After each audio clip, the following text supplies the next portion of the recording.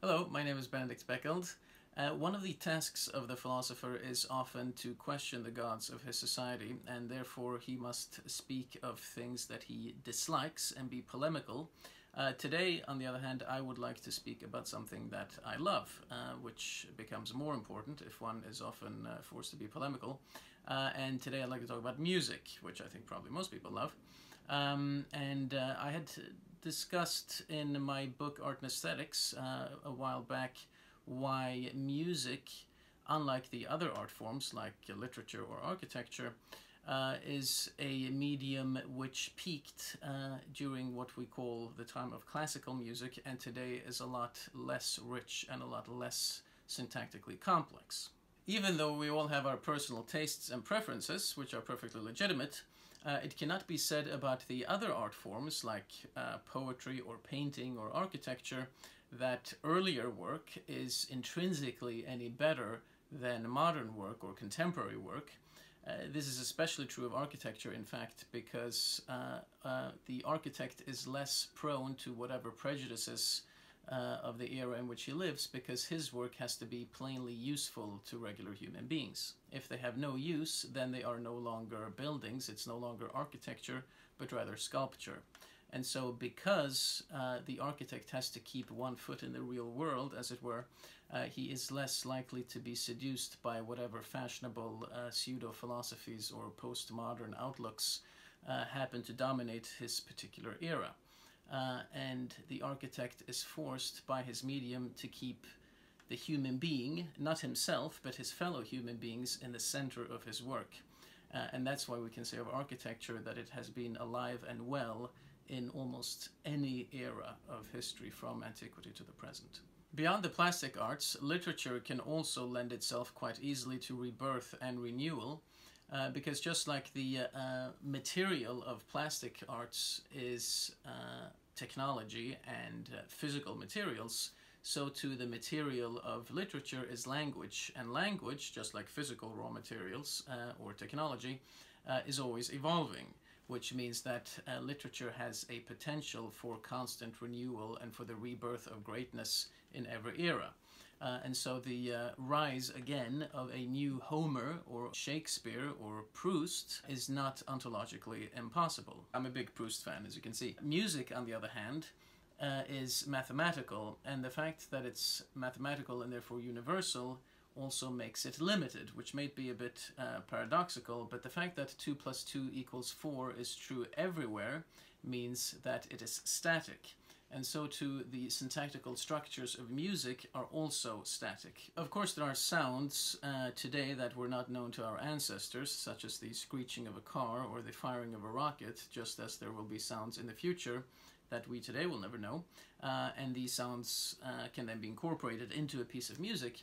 But the fact of the matter is that the syntactical combinations are of tones is static. In 500 years from now there will be words that do not exist today, and therefore a practically infinite variety of new syntactical combinations, whereas the source of syntactical combinations of music will remain the same, because there will be no tone then that does not exist now.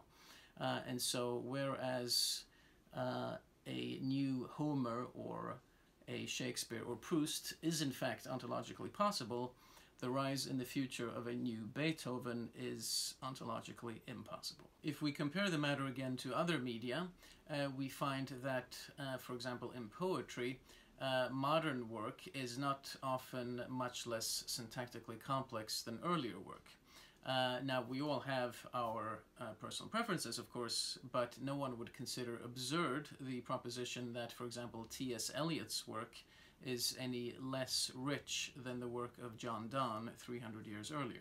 So too, it is not silly or in bad taste to admire the modernist art of Picasso as much as, or more than, one admires Rembrandt. But no one can with any justice compare on a syntactical level the work of any modern rock group, or even of respected musicians like Philip Glass or Louis Armstrong, with Beethoven. There was, of course, popular music in classical times that was syntactically simple, just like there is art music, or modern classical music as it's sometimes called today, that is syntactically very complex. But that music that is created today, in order to continue to be syntactically complex, has to stray out into areas that is no longer aesthetically pleasing, and therefore to become academic. Whether one likes rock music or not, or think it's better than classical music, or thinks modern music is better than classical music, isn't the point. I personally, for example, like Louis Armstrong quite a lot. The point, rather, is that music has been in syntactical decline for quite some time now, and will continue to be so. And in order to overcome that syntactical decline, music is starting to rely more and more on repetition and on loudness in order to mask the lack of innovation. This, however, is not the fault of the modern musicians themselves, because it is a metaphysical phenomenon. The greatest that music has ever produced will not and cannot ever come again. Contrary to what one might think today, Aristotle was right in esteeming poetry above music, because all he had was the music of his own day. Even if the music of ancient Greece were perfectly reconstructible, there can be no doubt that it would be no syntactical match for the classical music that we have. Whereas the poetry, for example, of ancient Greece still holds its own in comparison with any modern canon.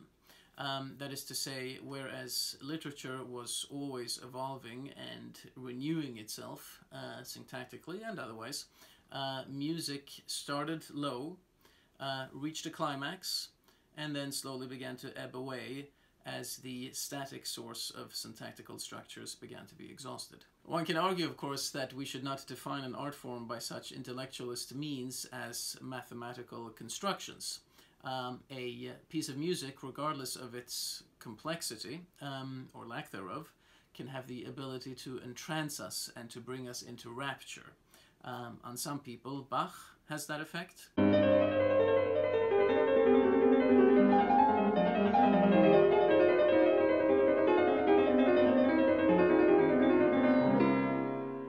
And on emotionally immature people, Justin Bieber has that effect. Yeah. Well, again, it's a question of personal taste, but that isn't measurable. If one looks, however, at that which is scientifically measurable, then there is no doubt that music follows a trajectory of rise and decline, a trajectory which is not shared by any of the other art forms. Luckily for us, however, the heyday of music, roughly from the years 1600 to 1900, produced such an astonishing plethora of greatness that there is more than enough listening material for an entire lifetime. Again, I'm Benedict Beckeld, and thank you so much for watching.